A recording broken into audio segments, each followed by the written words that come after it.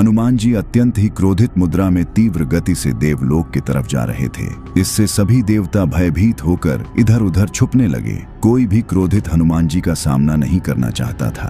तभी हनुमान जी ने अपनी दिशा यमलोक की तरफ मोड़ दी और यमलोक के द्वार पर पहुंचकर यमराज को पुकारने लगे। क्रोधित हनुमान जी की गर्जना सुनकर यमराज अपने शक्तिशाली यमदंड के साथ बाहर आए और जिस यमदंड से संसार में कोई भी बच नहीं पाया, उस यमदंड से यमराज ने हनुमान जी पर प्रहार कर दिया। दरअसल गंधमादन पर्वत की कंदराओं के बीच माता अंजना के कमरे में एक भयानक सन्नाटा पसरा हुआ था। बालक हनुमान अपनी माँ के पास बैठे थे, पर आज उनकी माँ की सांसें अत्यंत धीमी थीं और शरीर ठंडा पड़ रहा था। हनुमान जी की कांपती हुई आवाज गूंजी, माँ आंखें खोलो माँ। माता अंजना ने बड़ी कठिनाई से अपनी आंखें खोली और अपने पुत्र के गालों को छुआ। उनका स्वर एक धीमे स्पंदन जैसा था, वत्स मेरा समय आ गया है, अब मुझे जाना होगा। नहीं माँ नहीं, हनुमान चीख उठे, आप मुझे छोड़कर कहीं नहीं जा सकती। परंतु विधि का विधान अटल था। अगले ही क्षण माता अंजना का शरीर निश्चल हो गया, उनकी सांसें थम गईं। यह देखते ही बालक हनुमान की आंखों में प्रलय की ज्वाला धधक उठी।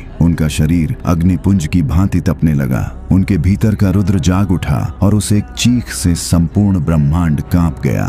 किसने साहस किया मेरी माँ को मुझसे छीनने का? कौन है वो जो मेरी माँ को ले गया? क्रोध और पीड़ा से भरा बालक हनुमान खड़ा हुआ, पर अब वह केवल एक बालक नहीं बल्कि स्वयं महाकाल का रूप ले चुका था। उनकी भुजाएं फरकने लगीं तथा आंखों से विद्युत की कौंध निकलने लगी। उनके शरीर का तेज सहस्त्र सूर्यों को भी फीका कर रहा था। तभी बाल हनुमान जी ने गर्जना करते हुए कहा, यदि मेरी माँ नहीं तो यह सृष्टि क्यों, यह ब्रह्मांड क्यों? कौन है वह मृत्यु का स्वामी? आज या तो मेरी माँ लौटेगी या इस ब्रह्मांड से काल का अंत होगा। और अगले ही पल उन्होंने पृथ्वी से ऐसी छलांग लगाई कि आकाश फट गया। उनकी गति प्रकाश से भी तीव्र थी। उन्होंने बादलों को चीर दिया और देवलोक की ओर बढ़ने लगे। देवता उनके प्रलयंकारी रूप को देखकर भयभीत होकर इधर उधर छिपने लगे। इंद्र का सिंहासन डोल गया, वायुदेव सहम गए। किसी में इतना साहस नहीं था कि वे उस क्रोधित अग्निपुंज का मार्ग रोक सकें। पर हनुमान जी का लक्ष्य देवलोक नहीं था। उन्होंने अपनी दिशा बदली और अंधकार से घिरे यमलोक की ओर मुड़ गए।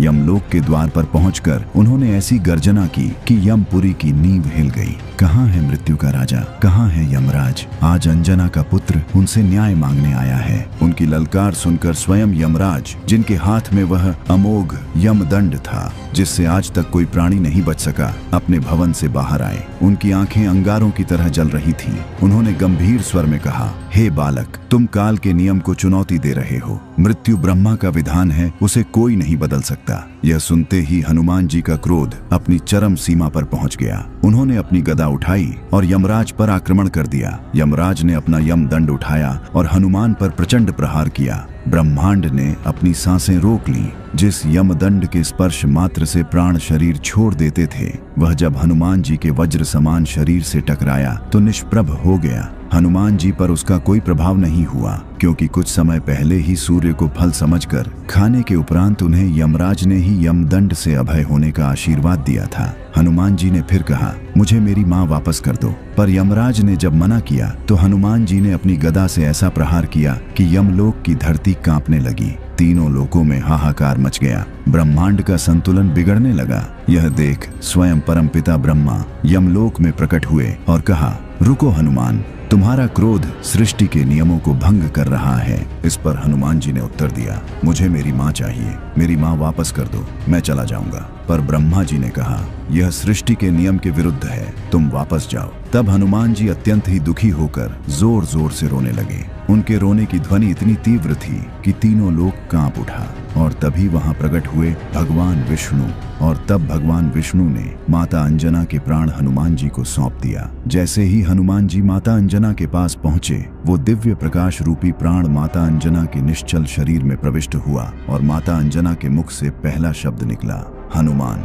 उस एक शब्द ने हनुमान जी के संपूर्ण क्रोध को शांत कर दिया। और इस वीडियो में देखिए कि जब रावण को पराजित करने के बाद बाली अहंकार में गरजता हुआ हनुमान जी को ललकारने लगा और सामने जाकर उनकी आधी शक्ति खींचने लगा। इस पर हनुमान जी ने अपना विकराल रूप लेकर ऐसा क्या किया कि बाली थर थर कांपता हुआ डरकर भागने लगा।